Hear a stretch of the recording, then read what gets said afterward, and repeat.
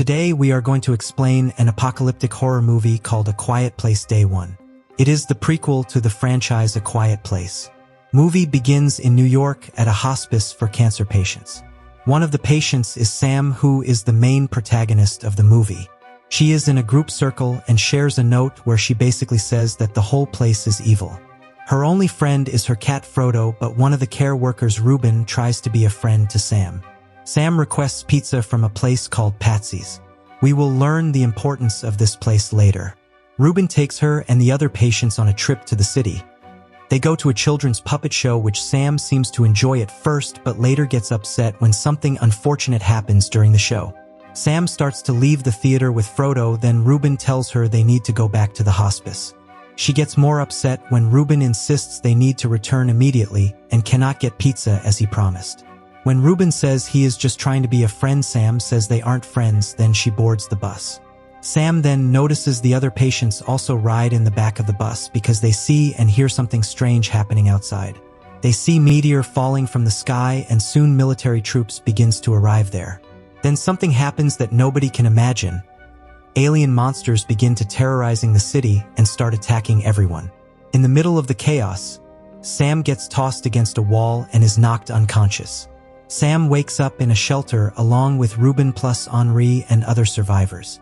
Sam embraces Ruben, then they hear the military broadcasting a message for everyone to stay put, which also draws the aliens away from civilians. Sam tries get Frodo, who accidentally brushes past a bell and attract an alien. That's what cats do always. The alien notices the sound and bursts through the doors, but Sam hides, avoiding the alien's detection. Ruben tries to come up with a plan to get back to the hospice, but Sam is determined on going to Harlem to get pizza from Patsy's. Outside on the roof, Sam, Ruben, and Henri see that military bombs the bridge, which prevent every way in and out of the city. That means nobody can enter the city. Seeing this, one survivor starts freaking out, and while Henri tries to calm him down, he almost yells loud enough to draw attention, but Henri slams his head against a wall and he dies.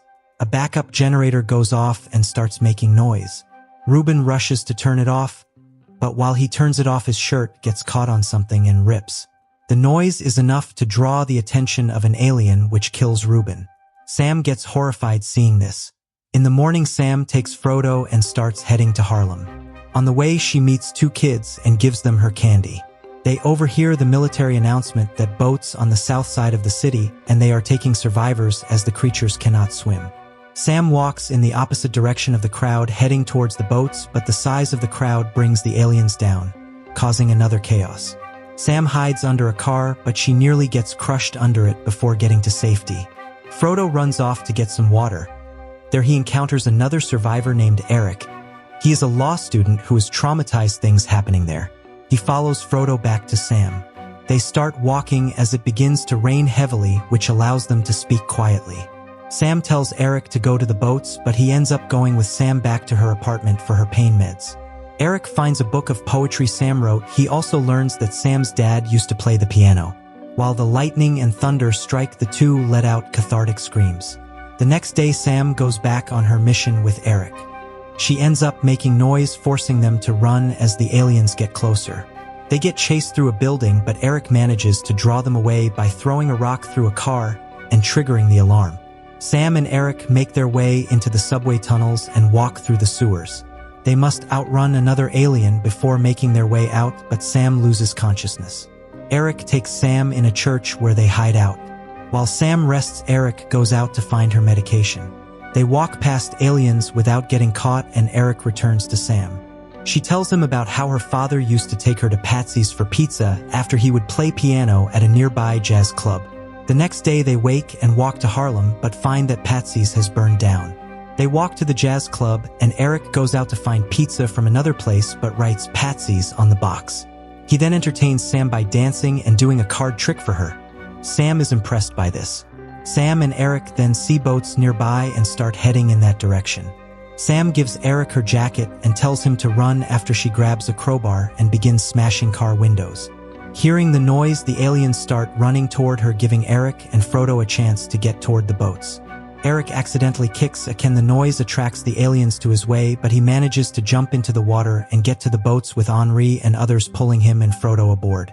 Eric then looks in the pocket and finds a note from Sam telling him to take care of Frodo and thank him for helping her and showing her the reason to live one last time. Sam walks through the empty streets of Harlem. Knowing she will die soon either way, Sam brings out her headphones to play the music loudly. She smiles just as a creature comes down behind her. The movie ends here, but we can clearly assume that Sam died and Eric and Frodo lives. Sam has already achieved everything in her bucket list, like listening to jazz music, eating pizza, going to the clubs. She lives her life in her own term and decides her death in her own way. Now a question for you. Do you think Sam is responsible for the death of Reuben? Answer in the comment box.